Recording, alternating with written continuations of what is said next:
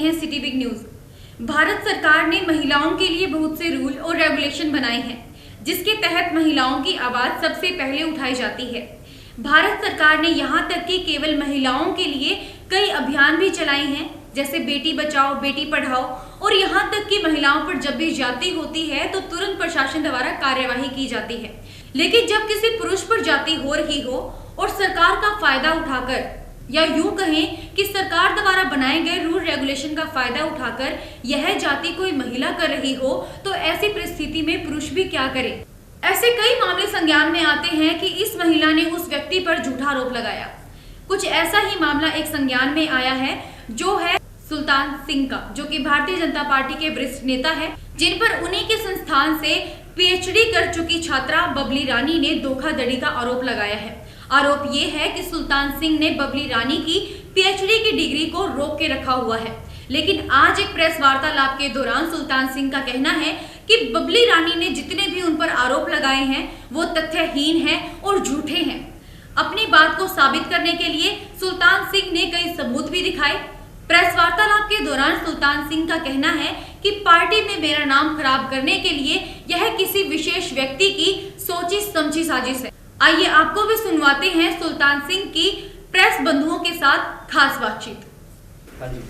मैं Sultan Singh, managing director JVHP college Hisar, एक शिक्षण संस्थान चलाता हूं और हरियाणा में भारतीय जनता पार्टी का अनुसूचित जाति का जिला अध्यक्ष हूं।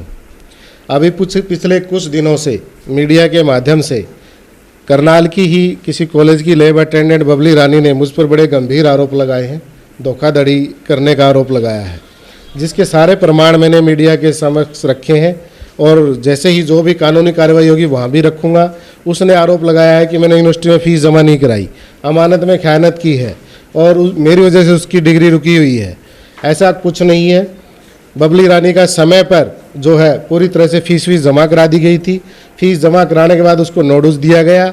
नोटिस मिलने के बाद उसने थीसिस जमा कराई है।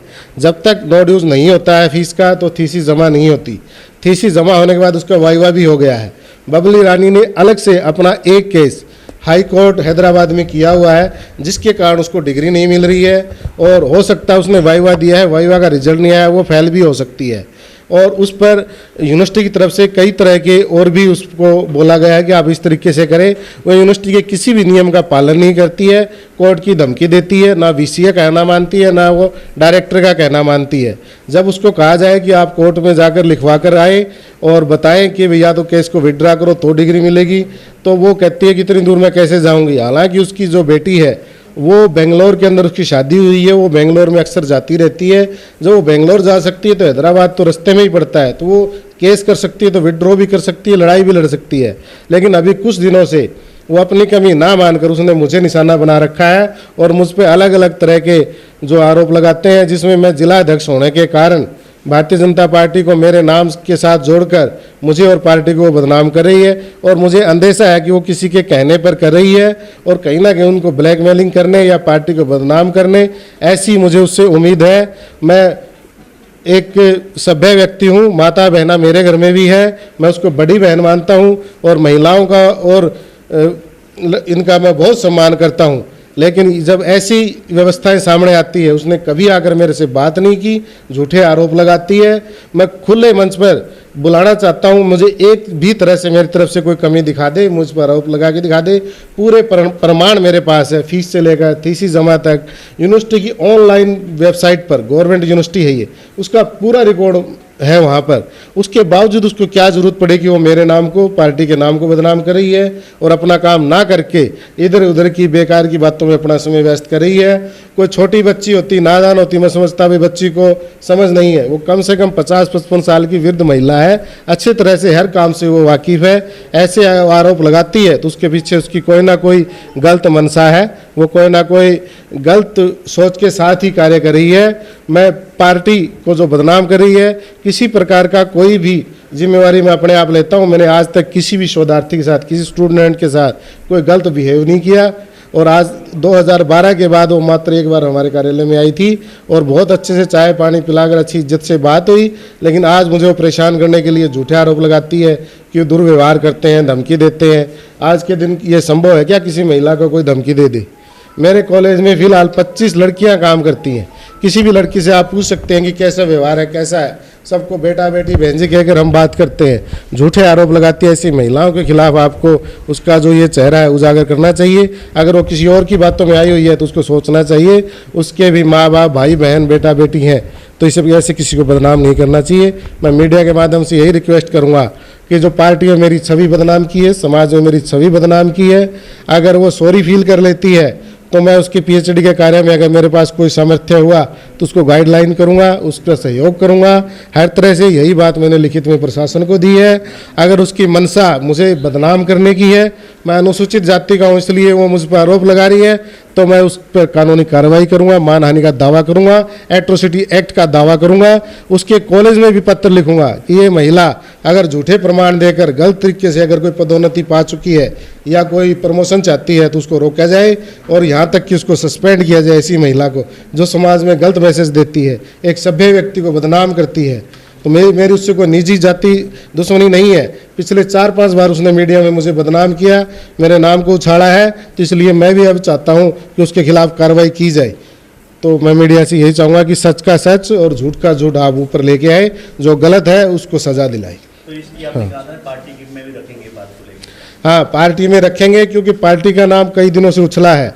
पार्टी हाईकमान भी सोच रही है, एक व्यक्ति को हमने इतना बड़ा पद दिया, जिले का अध्यक्ष बनाया, एक अनुसूचित समाज में सुधार करना चाहिए, उसके ऊपर ही कलंक लग रहे हैं। तो मेरे काम के ऊपर, मेरी कार्यप्रणाली पर ये प्रश्न चिन्ह उठता है, जिसके लिए मुझे बड़ा दुख है। मेरे परिवार में भी सुबह मेरे पापा, मेरी वाइफ और मेरे बच्चों में भी इसके प्रति बड़ा वो था कि आप सब कुछ करते हो, घर को छोड़े फिरते हो, पार्टी के लिए काम करते हो, बच्चों के लिए 10-10 दिन वहाँ यूनिवर्सिटी में रहते हो। अभी मेरी वाइफ से आप पूछना कि मैं कितने दिन घर रहता हूँ, कितना पार्टी का काम करता हूँ, उसके बावजूद मुझ पर ये कलंक लगाए गए हैं।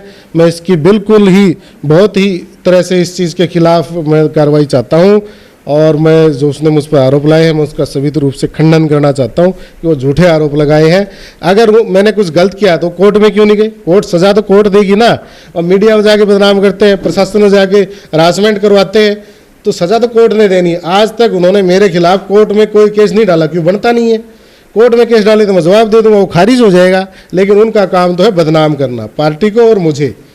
तो मैं ये चाहूँगा कि आप ज़रूर इसको छापें ताकि उनको पता चले कि वो गलत कर रहे हैं। और वहीं दूसरी ओर सुल्तान सिंह की धर्मपत्नी का कहना है कि बबली रानी ने जितने भी आरोप उनके पति पर लगाए हैं वो झूठे हैं। प्रशासन इस पर कड़ी कार्यवाही करे ताकि पता लगाया जा सके कि बबली रानी झूठ बोल रही है। हाँ जी सर, मेरा नाम अंजू बाला है, मैं सुल्तान सिंह की वाइफ हूँ।